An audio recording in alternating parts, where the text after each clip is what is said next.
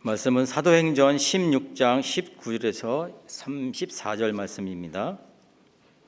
사도행전 16장 19절에서 34절 말씀입니다. 한 절씩 읽도록 하겠습니다. 요정의 주인들은 자기의 수익의 소망이 끊어진 것을 보고 바울과 실라를 붙잡아 장터로 관리들에게 끌어갔다가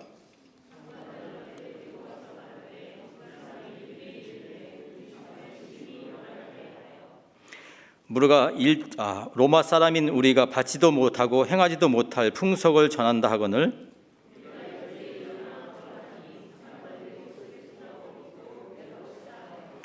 많이 친 후에 옥에 가두고 간수에게 명하여 든든히 지키라 하니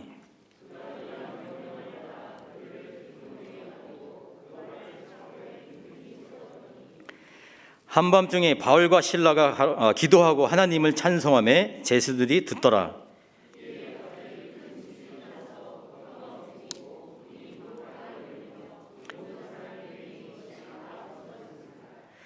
간수가 자다가 깨어 옥문들이 열린 것을 보고 제수들이 도망한 줄 생각하고 칼을 빼어 자결하려 하거늘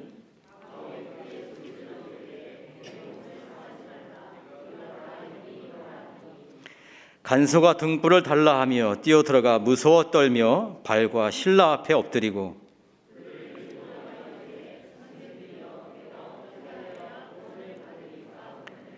이르되 주 예수를 믿으라. 그리하면 너와 내 집이 구원을 받으리라 하고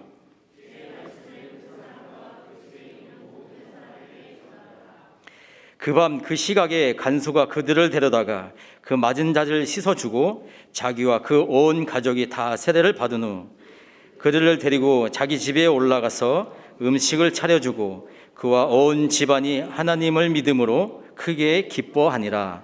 아멘. 나는 누구인가? 그러면 우리는 어떻게 살 것인가? 성경을 펼 때마다 구석구석에서 우리에게 던지시는 하나님의 질문입니다. 예수 있는 사람과 없는 사람은 자기를 이해하는 시각, 살아가는 방식에서 굉장한 차이를 보입니다. 송명이 시인을 여러분 기억하실 텐데요. 뇌성마비 중증 장애인으로 태어났습니다. 해산의 과정에서 의료진이 실수를 했습니다. 집게로 그 여린 머리를 찝으면서 손해를 다치면서 태어날 때부터 울지도 못하고 몸을 전혀 가눌 수가 없었습니다. 어머니는 굉장히 몸이 연약했습니다. 집안 형편은 어려웠고요. 아이 젖을 물릴 수 없었습니다.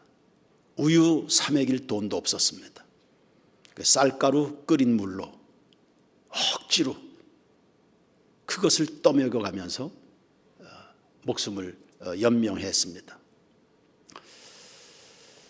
그런 아이를 보면서 아버지는 술 먹고 들어와서 욕을 해대고 그 병든 그 아이 뭔가 해줄 수 있는 여력은 전혀 집안에 없었고요. 그래도 이 아이를 고쳐볼 요량으로 부흥 집회 쫓아다니면서 소위 말하는 그 안찰기도라는 거 그거 몹시 고통스러운 거거든요. 온몸에 피멍이 들 만큼 이렇게 두들겨 패는 듯 그 고통을 이 자매가 다 당했다고 그랬습니다. 그리고 침수론 다니면서 머리에서부터 전신을 그냥 그 어린 것을 7살 될 때까지 그냥 침을 꽂아대니까 이 송명희 시인은 그 순간을 회상하면 몸이 자지러질 만큼 그렇게 고통스러운 어린 시절을 보냈다고 그랬습니다.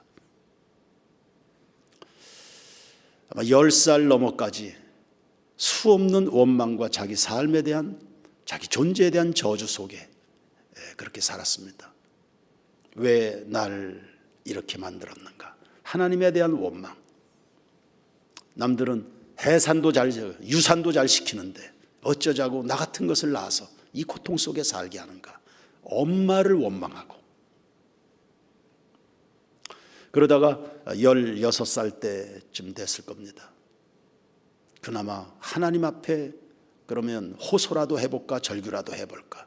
하나님, 제발 이 절망에서 내가 소망을 좀 볼 수 있도록 나에게 인생에 좀 빛을 달라고.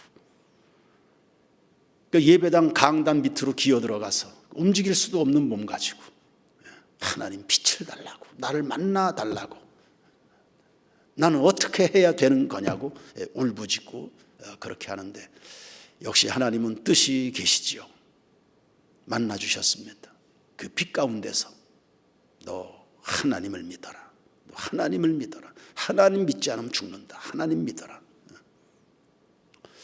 그러다 1979년 10월에 어느 부흥 집회 때 하나님의 말씀이 임하면서 그가 자신의 죄인됨을 깨닫고 통회 자복했습니다. 여러분, 나면서부터 누워서 지낸 자매가 무슨 그렇게 회개할 죄가 있습니까? 한번 생각을 해보십시다. 무슨 죄가 있습니까? 나면서부터 누워서 지낸 자매가 무슨 회개할 죄가 그렇게 있습니까? 그래서 저는 그녀가 회개했다 하니까 생각해 봤습니다. 뭐가 그렇게 회개할 죄가 있을까? 눈물로 회개하고. 하나님이 다 우리의 삶에는 공평하신 그 하나님이신데 다 뜻이 있어서 우리의 인생을 이렇게 빚어가시는데 그것을 오해한, 그래서 원망으로 반응한 이 죄가 있는 거 아닙니까? 하나님을 향하여 원망한, 다 뜻이 있어서 걸어가는 우리의 인생길인데 내 인생은 왜 이 모양이냐고 하나님 앞에 원망한 그 죄가 있지 않을까요? 엄마를 수도 없이 원망했습니다. 여러분, 엄마는 무슨 잘못이 있습니까? 자기가 낳고 싶어서 그렇게 병든 아이를 낳은 겁니까? 자기가 인위적으로 만든 상황이 아닙니다. 엄마가 어찌할 수 있는 상황이 아닌 겁니다. 그런데 엄마가, 그리고 그 연약한 아이를 낳은, 그런 아이를 낳았다고 주변에서 얼마나 멸시를 당했을까요? 어쩌면 남편에게도 어머니는 멸시를 당했을 겁니다. 그럼에도 불구하고 하나님이 주신 아기니까 이 아이 고쳐보려고, 그래도 이 아이 곁을 지키려고 어머니가 모질게 고생하고 있는데 그 엄마에 대해서 원망하고 저주를 쏟아붓고 한 그 죄가 있는 거 아닙니까? 사실 엄마는 원망 받아야 됩니까? 위로받고 긍휼을 받아야 될 엄마인데 그 엄마에 대해서 무진장하게 원망과 비난을 쏟아댄 죄가 있지 않습니까? 그 죄를 다 회개하고 그가 회심하게 됐습니다. 하루 5시간씩 성경을 읽어가면서 하나님 앞에 무수한 시간을 기도로 드리고, 그렇게 하다가 한 번도 배운 적도 없는데 문학가의 소질을 하나님이 자매에게 주셔서 정말 주옥 같은 찬송시를 많이 써냈죠. 그 중에 하나 대표적인 곡이 나라는 찬송 가사입니다. 한번 불러볼까요? 예, 나 가진 재물 없으나.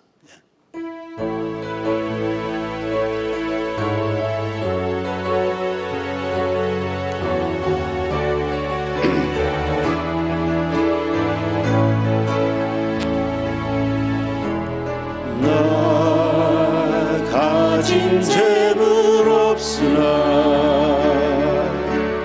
나 남이 가진 지식 없으나 나 남에게 있는 건강 있지 않으나 나 남이 없는 건 있으니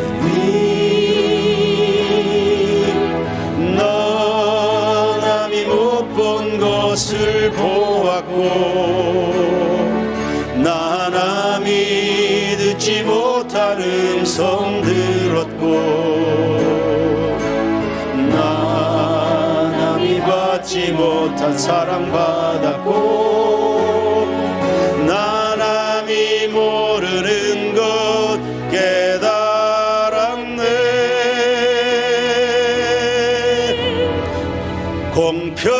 공평하신 하나님이 나람이 가진 건 나 없지만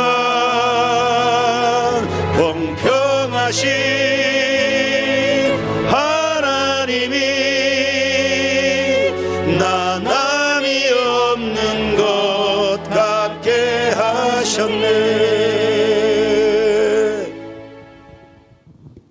예수님이 찾아오신 전과 후가 역사 BC와 AD로 나누듯 확연하게 달라지지 않습니까? 그저 무자비할 만큼 엄마를 향해서, 하나님을 향해서 원망을 날리던 과거의 사람이 있습니다.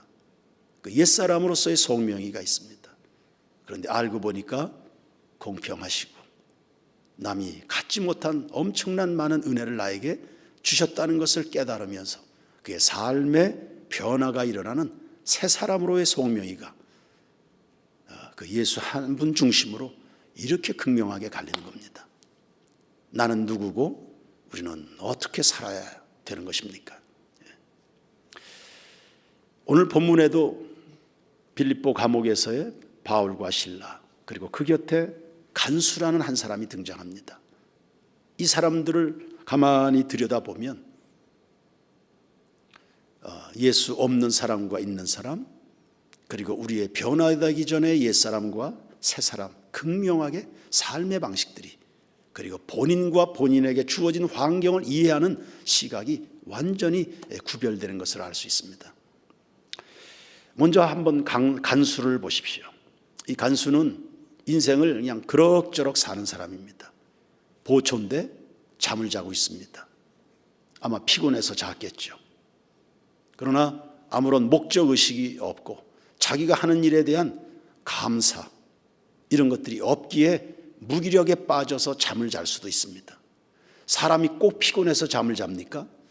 정말 너무너무 고달픈 인생을 살기에 예배 시간에 자는 겁니까? 그건 아니잖아요.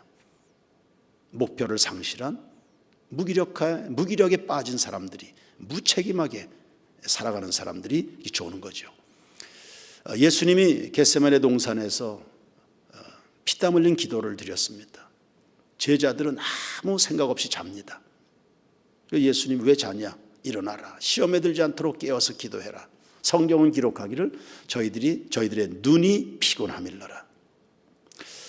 마음은 원이로되 육신이 약하구나. 주님이 그들이 안고 있는 사정을 모르시지 않습니다.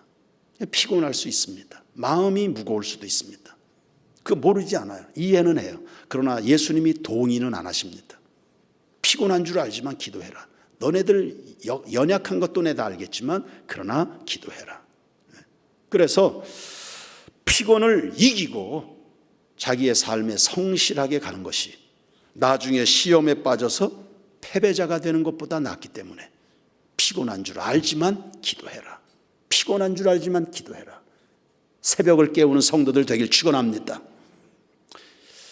어느 회사에서 사원들이 가장 많이 하는 말이 뭔가를 조사했더니요, 참 재밌게도 일 더 한다고 누가 알아주냐, 이런 의식이랍니다. 일 더 한다고 누가 알아주냐, 그냥 시키는 거나 대충 하자, 월급 받으면 되지, 뭐 이런 식의 삶의 태도입니다. 그러나 우리는 뭐 그럴 수 있습니까? 정말 예수님을 알고 하나님을 경외하고 나에게 주어진 하루하루, 그리고 오늘 출근하는 이 직장이 하나님의 선물인 줄로 아는 사람은 그렇게 살지 않습니다. 골로새서 3장 22절 23절에 종들아 모든 일에 육신의 상전들에게 순종하되 사람을 기쁘게 하는 자와 같이 눈가림만 하지 말고 오직 주를 두려워하여 성실한 마음으로 하라. 무슨 일을 하든지 마음을 다하여 주께 하듯 하고 사람에게 하듯 하지 말라. 여러분, 세상을 바꾸시길 바랍니다. 이 세대를 본받지 말라. 이 간수는 자결하려고 그랬습니다. 죄수가 도망한 줄로 알고 그게 그의 생각의 전부였습니다. 무책임하죠. 위기 때 그냥 포기해버리는 사람입니다. 지극히 현시적입니다. 간수에게는 나중에 보니까 구원받아야 될 가족들이 있었습니다. 가장이 죽어버리면 남은 가족은 어떡하라고. 세상에 이런 간수 죄수를 놓쳤으니까 내가 할복으로 책임을 감당한다. 멋있는 것 같지만 그건 무책임한 거죠. 죽으면 모든 문제가 해결이 됩니까? 한 번 죽는 것은 사람에게 정하신 것이요 그 후에는 심판이 있다 했습니다.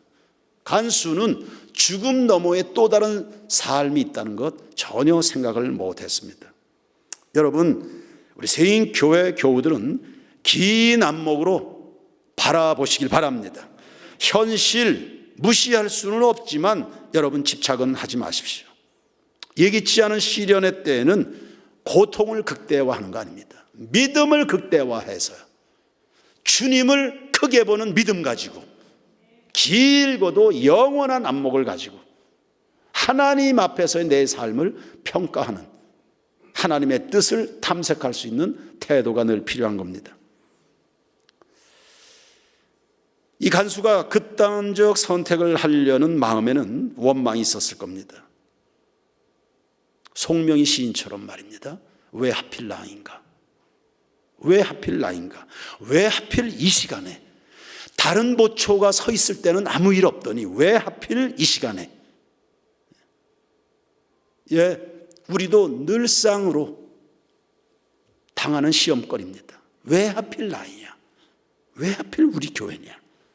그러나 그 하필이었기 때문에 그 가족이 다 구원받은 거 아닙니까? 왜 하필 나냐? 왜 하필 하나님은 그 가정을 사랑했을까? 왜 하필 하나님은 나를 이렇게 사랑하실까로 바뀌어야죠.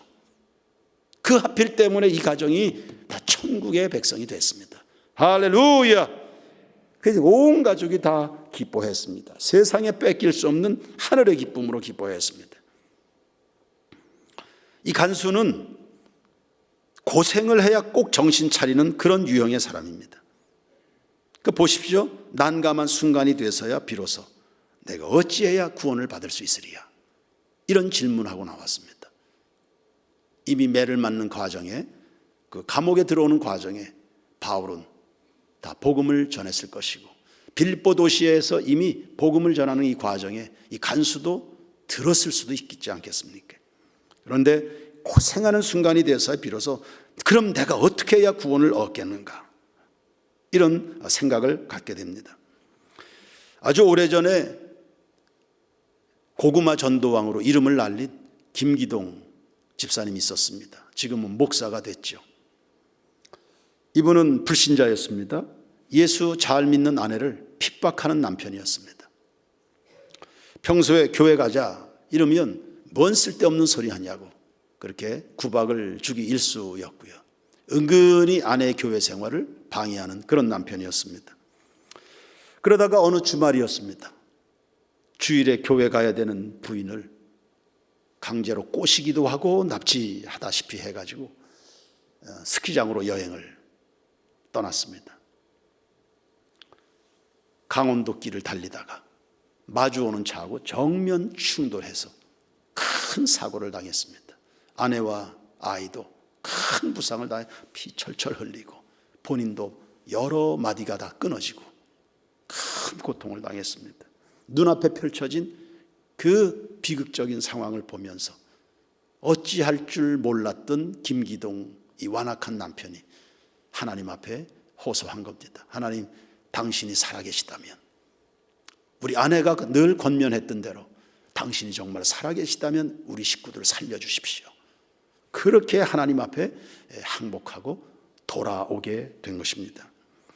평소에 믿자고 했을 때 믿었으면 얼마나 좋았을까. 평소에 주일은 하나님 앞에 예배하는 것이라는 그 말을 귀담아 들었으면 얼마나 좋았을까요. 예수님은 마음밭에 대한 비유를 하신 적이 있습니다. 사람들은 돌짝밭 같은 경우도 있고 옥토도 있다. 옥토는 씨 뿌리면 잘 품어서 열매를 맺는다. 그것도 많은 열매를 맺는다. 그러나 단단한 땅에 뿌려진 씨앗은 땅 속에 들어갈 수가 없으니까 그냥 사라져버린다. 애굽의 바로왕 같은 마음입니다. 정말 완악합니다. 모세가 그렇게 말씀을 전해주는데도 들으려고 하지 않습니다. 10번이나 두들겨 맞았습니다. 무참하게 짓밟힌 애굽이었습니다. 마지막에는 자기 아들도 죽고 백성들의 맏아들 다 죽고 짐승의 첫 새끼가 다 죽었습니다. 애굽 전체가 그냥 곡소리로 가득한 그 말할 수 없는 비참함에 이르러서야 드디어 항복하는 겁니다. 하나님의 권위 앞에 그가 무릎을 꿇었습니다. 진정 믿음은 얼마나 좋습니까? 국민들 고생할 대로 다 고생시키고, 그리고 자신의 왕조는 몰락했습니다. 그 애굽의 전차부대는 당대 최강을 자랑한 전차부대입니다. 막강한 군사력을 가지고 있었는데 홍해바다에 다 수장되면서 나라의 국력, 국방력을 상실하면서 왕조가 뒤집어진 겁니다. 왕권이 날아간 겁니다. 진정 믿음은 얼마나 좋겠습니까? 단단한 땅이 옥토가 되려고 그러면 쟁기질을 해서 갈아엎어야 되죠. 그래야 씨를 뿌릴 수 있습니다. 쟁기가 지나갈 때 땅은 얼마나 아플까요? 말할 수 없이 아플 겁니다. 그러나 쟁기질을 해야 그 땅을 쓸 수가 있습니다. 이것이 바로 고난과 믿음의 함수 관계입니다. 믿음은 여러분 어디에서 나옵니까? 믿음은 들음에서 나옵니다. 말씀입니다. 그리고 그 믿음이 잘 들어가도록 우리의 심령을 부드럽게 하는데 작용하는 것이 고난입니다. 그래서 고난당한 것이 너희에게 유익이라. 하나님의 말씀은 뭐 오류 없는 전능하신 하나님의 말씀입니다. 그러나 완악한 사람들이 그 말씀을 온유한 마음으로 받지 않습니다. 그때 작용하는 것이 고난입니다. 고난과 말씀의 상호작용을 통해서 사람들이 믿음이 발생하게 되는 거죠. 그러나 우리 성도들은 그냥 겸손한 그런 마음의 상태를 통해서 언제든지 주님 말씀하시면 아멘 해서요. 여러분 큰 믿음으로 쓸데없는 고생하지 마시고 영광의 길로 나아가기를 주의 이름으로 축원합니다. 바울과 신라에게서 또 배워보겠습니다. 바울과 신라, 첫 번째 생각할 것은 무슨 일이 있어도 믿음을 내려놓지 마시기 바랍니다. 바울은 지금 선교하러 왔습니다. 이거 자기 멋대로 온 게 아니고 명확한 하나님의 인도하심이 있었습니다. 성령의 강력한 감동이 있었고 환상까지도 있었습니다. 마게도냐인이 나타나서 건너와서 우리를 도와달라고 하는, 그래서 의심할 수 없는 하나님의 뜻을 따라서 빌립보로 건너온 겁니다. 사역도 잘 됐습니다. 열매가 솔솔 나타났습니다. 참 재밌는 선교 사역이었습니다. 할만하고요, 감사하기 그지없었습니다. 그런데 예기치 않은 시련이 닥쳤죠. 두들겨 맞고 감옥에 갇히는. 사도 바울은 로마 시민권자이기 때문에 함부로 다룰 수 없는 사람입니다. 정당한 그리고 법 절차를 따라서 그렇게 해서 다루어야 될 사람인데 그냥 무차별적으로 유대인이라는 겉 피부만 보고 인종만 보고 국적만 보고 그냥 사정없이 다루었습니다. 무시당했죠.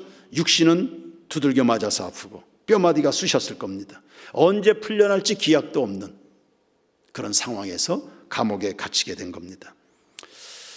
그렇게 무고죄를 뒤집어 씌운 사람에 대한 분노도 있지 않았겠습니까? 이런 것들이 다 있나? 이런 무경우가 있나? 이런 어처구니 없는 상황이 있을 수 있겠는가?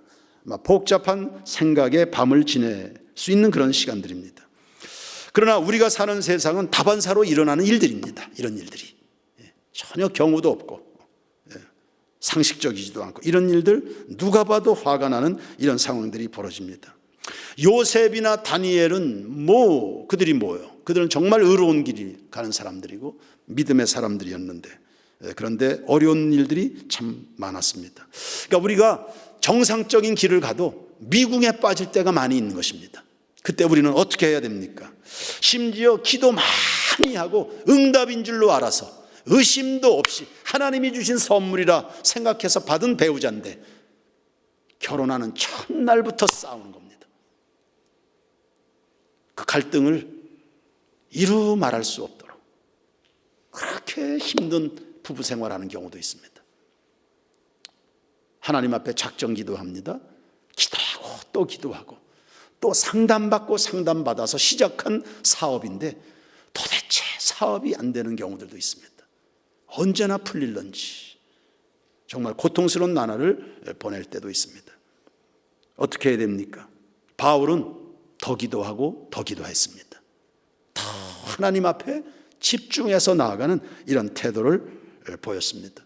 다니엘은 전에 하던 대로 도대체 이해할 수 없는 이런 상황이 벌어지는데 그냥 전에 하던 대로 3번씩 감사하면서 하나님의 이름을 부른 겁니다. 우리는 기대라는 것을 늘 안고 살아가지요. 그런데 현실은 기대하고 전혀 다르게 전개되는 상황에 우리는 실망이란 감정을 감출 수 없을 때도 많습니다. 그 기대와 현실이 늘 맞아떨어지면 참 좋겠지만 항상 그런 것은 아닌, 그것이 우리의 인생입니다. 이럴 때 하나님을 한번 생각해 보십시오. 하나님은 사람이 아니시죠? 그분에겐 모든 것이 현실입니다. 그냥 기대와 현실이 항상 일치합니다. 그분은. 그러니 뭐 혼란할 것도 좌절이라는 것, 실망이라는 것, 그분에겐 그런 거 찾아볼 수 없습니다. 그분은 모든 것을 다 아시죠. 그래서 그 하나님 가운데 살아가는, 그분의 장중에 붙들려 살아가는 사람, 아니 그분 속에서 살아가는 그 사람들, 그것이 요한복음 15장에는 내 안에 거하라 이렇게 표현되어 있습니다. 그래서 그분의 손에 붙들려 사는 그런 사람들은 언제나 평온함이 있습니다. 그래서 실망을 충분히 덮어버리는 늘 미래의 소망으로 그렇게 살아갑니다. 제자들이 어느 날 배를 타고 갈릴리 호수를 지나다 풍랑을 만납니다. 배가 흔들렸습니다. 제자들이 공포에 질리네요. 그런데 예수님은 고요히 잠을 자시는 거예요. 아주 중요한 의미가 있습니다. 여러분, 예수님이나 제자들이나 풍랑을 만난 것 동일합니다. 흔들리는 거 동일합니다. 근데 예수님은 주무시고 제자들은 겁에 질려 있습니다. 무슨 차이입니까? 존 웨슬레가 미국에 인디언 선교를 하겠다고 선교하다가 실패했습니다. 열매가 없었습니다. 깊은 좌절감을 안고 배를 타고 대서양을 건너오는 중에 있었습니다.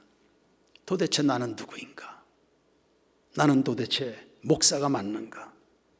나는 계속 전도를 해야 되는가?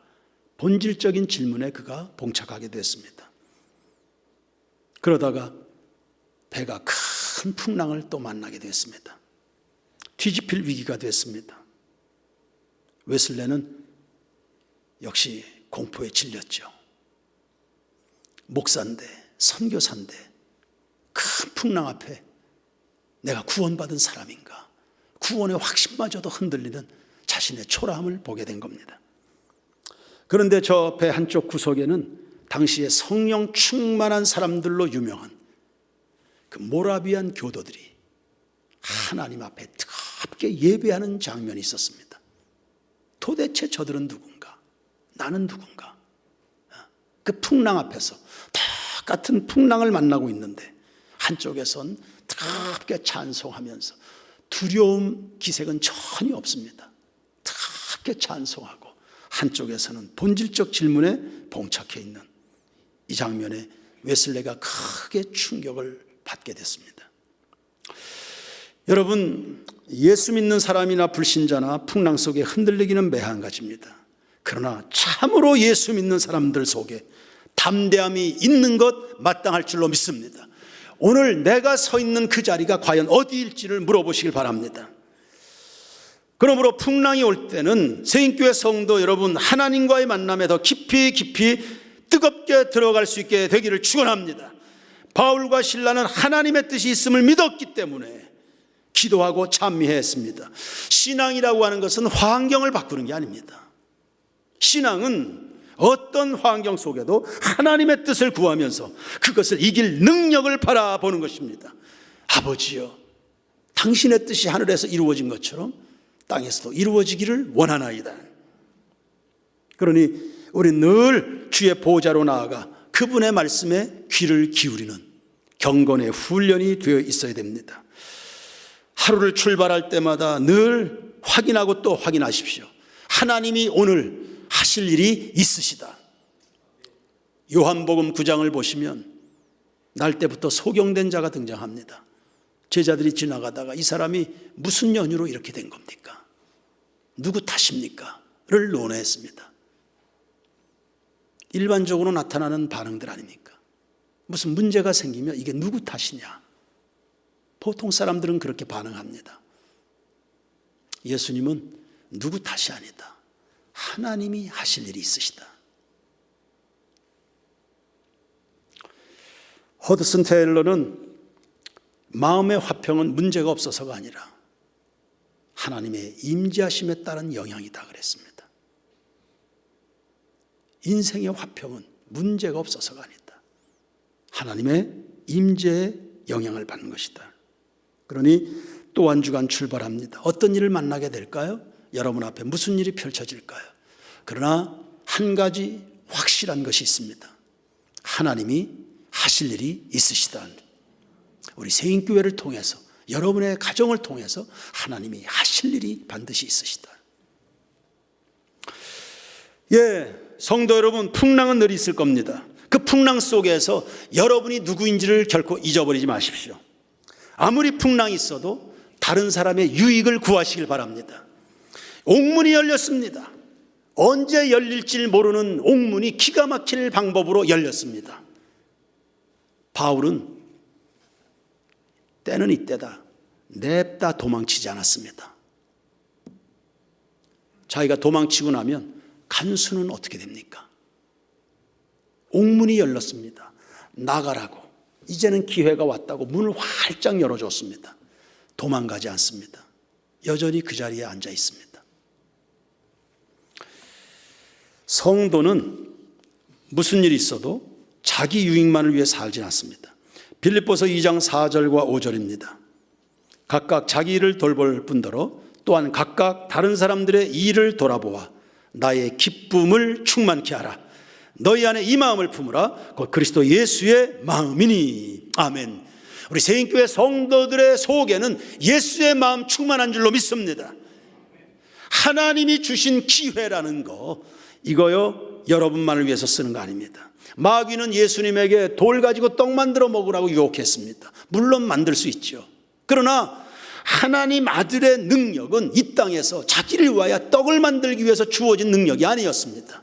인류의 구원을 위하여 주신, 십자가 튼튼히 붙들고 부활로 나아가 인류의 구원의 길을 열어주라고 하나님이 주신 능력인데요, 떡 만들어 먹는 데 쓰지 않습니다. 하나님 오늘 여러분들에게 탁월한 능력들을 주셨습니다. 아멘 하시길 바랍니다. 하나님 우리 세인교회에 엄청난 은혜와 능력과 남들이 알지 못하는 엄청난 기회들을 허락해 주셨습니다. 이걸 누구를 위해서 쓰는 겁니까? 무엇을 위해서 쓰는 것입니까?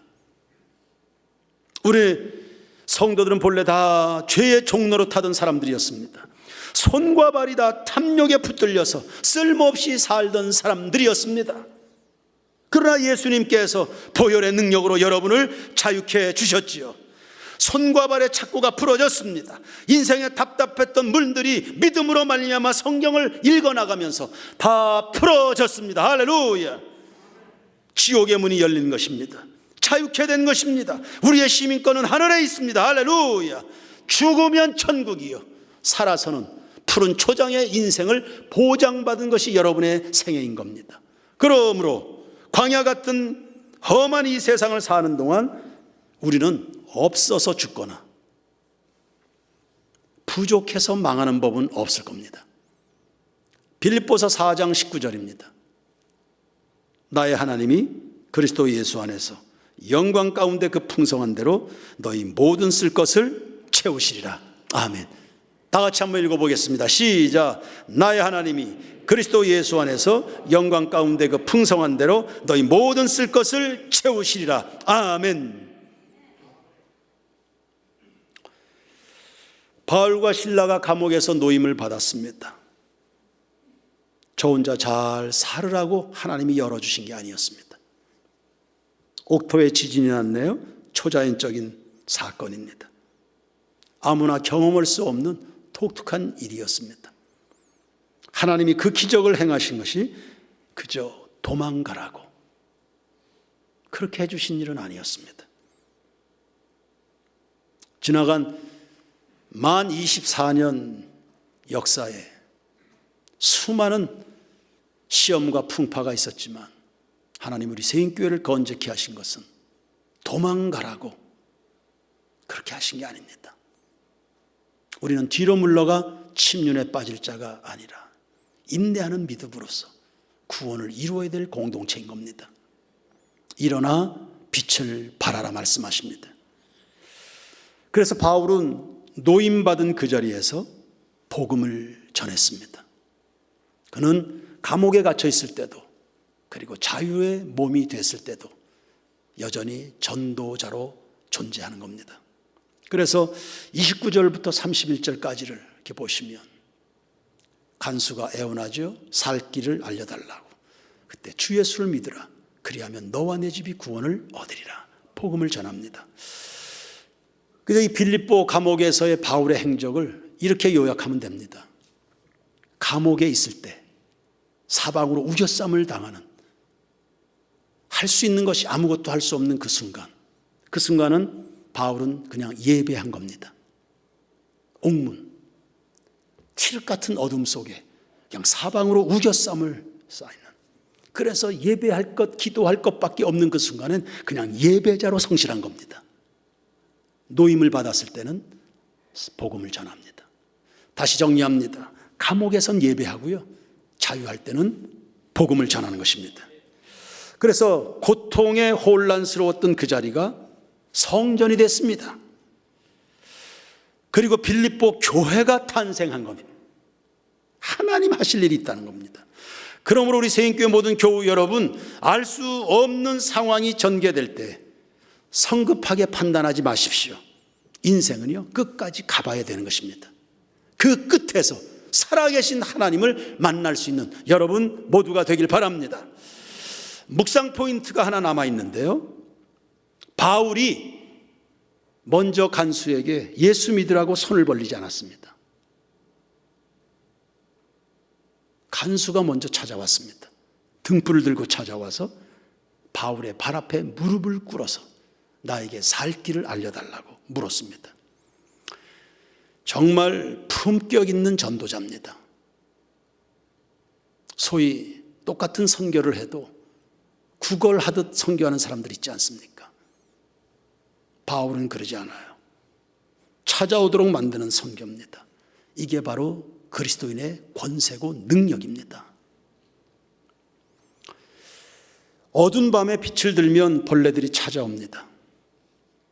바울 속에는 흔들리지 않는 참 빛이 살아있으니까 곤고한 영혼들이 몰려오는 것입니다. 요셉 속에 하나님의 영광이 살아있으니까 보디발이 손을 내밀지 않습니까? 죄수 요셉 속에 하나님의 영광이 살아있으니까 고위 공직자들이 찾아와서 손을 내밀지 않습니까? 요셉 속에 꺼지지 않는 영광의 빛이 있으니까 바로 왕이 우리를 좀 살려달라 말하지 않습니까? 어두운 시대, 혼란한 시대, 여러분 속에 성령의 등불이 살아있는지를 점검하시길 바랍니다. 사회적, 문화적, 정치적으로 거세게 불어닥치는 풍랑 한복판에 있습니다. 성도 여러분, 여러분 속에 잃어버릴 수 없는 거룩하고도 영원한 목표가 있는지를 이걸 점검하십시오. 이것이 능력인 겁니다. 깨어있는 성도들은 구구절절 설명하려고 하지 않습니다. 다니엘이 언제 구구절절 설명합니까? 요셉이 구구절절 핑계하고 변명하고 설명합니까? 그냥 우리 속에 하나님이 함께 하시는 능력으로 단 한 번의 판세를 뒤집어 버리는 겁니다.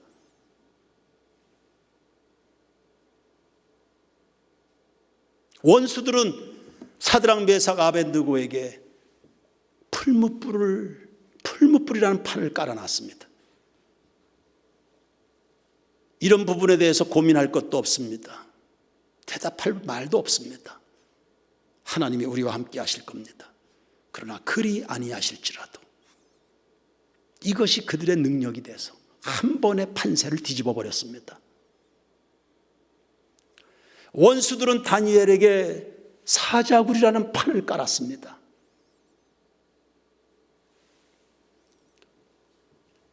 다니엘은 고민도 하지 않습니다. 하루 3번씩 하나님의 뜻을 믿어가면서 감사하고 예배했습니다. 사자굴 속에 하나님의 능력이 나타났습니다. 예배자에게 임하는 능력입니다. 하나님을 바라보는 자에게 역사하시는 하나님의 손길입니다. 그리스도인들은 구구절절 설명이나 설득으로 살지 않습니다. 능력으로 사는 겁니다. 능력으로 말을 하십시오. 능력으로 보이시길 바랍니다. 그 능력으로 단 한 번에 판을 뒤집어 버리는,